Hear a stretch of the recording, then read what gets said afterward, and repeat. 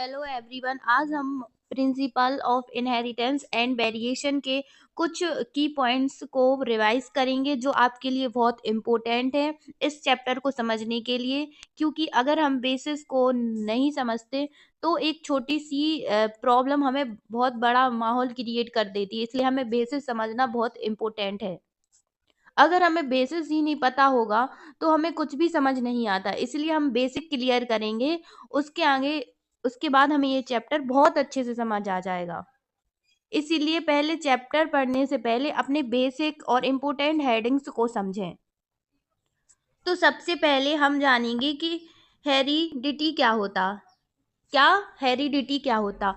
तो हेरिडिटी एक ऐसा प्रोसेस है जिसमें पेरेंट्स के उनके बच्चों तक हेरिटेबल ट्रांस ट्रेड्स यानी कि ट्रेड्स के कैरेक्टर ट्रांसफर होते हैं। इसका मतलब है कि पेरेंट्स के जो कैरेक्टरिस्टिक हैं, जैसे कि आई कलर हुआ, बालों का कलर या फिर कोई बीमारी, उसके बच्चों में आती है। ठीक है, आ गया समझ? तो in heredity is the process of transmission of heritable traits from parents से कहा जाते हैं ऑफ स्प्रिंग में, मतलब पेरेंट्स से अपने बच्चों में ट्रांसफर होते हैं। अब हम जानें कि ये जेनेटिक्स क्या होता।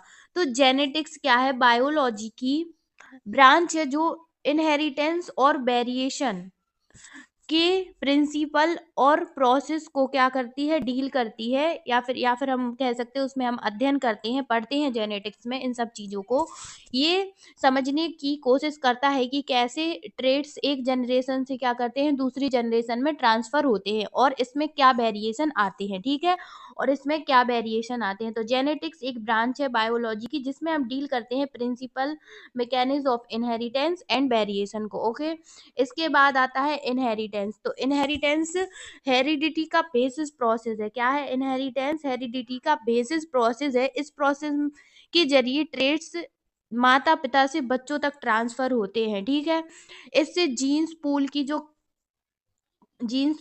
जो कंटिन्यूटी है बनी रहती है, यानी कि जीन का एक चक्कर चलता रहता है, यानी कि जीन की कंटिन्यूटी बनी रहती है। ओके, इसके बाद हम करेंगे जीन्स। अब ये जीन्स क्या होता है, ये मैं इसीलिए बता रही हूँ कि अगर किसी लाइंस में, अगर किसी चैप्टर में ये वर्ड्स आए तो आपको क्लियर हो कि हाँ इसका मतलब ये होता है, जिससे हमें चैप्टर को समझने में बहुत ज़्यादा आसानी होती है। ठीक है, तो जीन्स क्या होता है?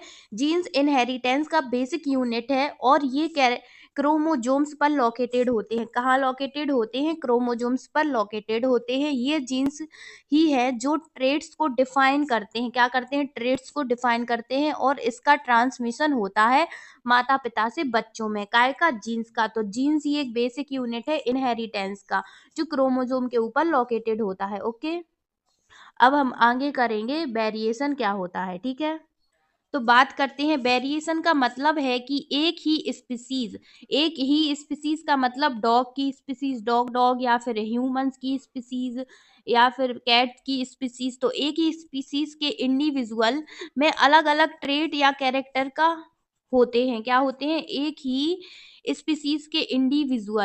स्पीसीज का कोई इंडिविजुअल है, उसमें अलग अलग ट्रेट या कैरेक्टर होते हैं। ये वेरिएशन कई कारण से होते हैं।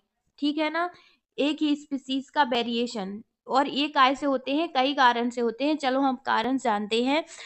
तो जैसे कि क्रॉसिंग ओवर, क्या? जैसे कि क्रॉसिंग ओवर, जीन का एक्सचेंज होना। क्रॉसिंग ओवर का मतलब है जीन का क्या होना? एक्सचेंज होना। रिकॉम्बिनेशन यानी नई जीन कॉम्बिनेशन बनना। ठीक है, दो हो गए। म्यूटेशन मतलब जीन में चेंज आना। ओके, और इन्वायरमेंटल इफेक्ट, इन्वायरमेंट का जीन के एक्सप्रेशन पर इफेक्ट डालना। ठीक है, तो आई होप आपको ये बेसिस समझ आ। तो मैं ऐसे ही इस चैनल पर इंटरेस्टिंग एंड आपके क्लियर कॉन्सेप्ट के लिए वीडियो डालती रहती हूँ। तो अगर आपको मेरे क्लियर कॉन्सेप्ट और चैप्टर समझने के लिए, अपने बेसिक क्लियर करने के लिए हेल्प चाहिए तो आप इस चैनल को सब्सक्राइब कर सकते हैं। तो आई होप आपको समझ आ गया होगा। इस तरह से क्या होता है, जो हेरिडिटी और जेनेटिक्स और इनहेरिटेंस, जीन और वेरिएशन एक दूसरे से क्या होते हैं? जुड़े हुए कॉन्सेप्ट हैं। जो बायोलॉजिकल प्रोसेस को समझने में क्या करते हैं, मदद करते हैं। तो आई होप आपको जितने मैंने पॉइंट्स बताए हैं आपको समझ आ गए होंगे, जो आपको चैप्टर समझने में हेल्प करेंगे। तो थैंक यू, बाय।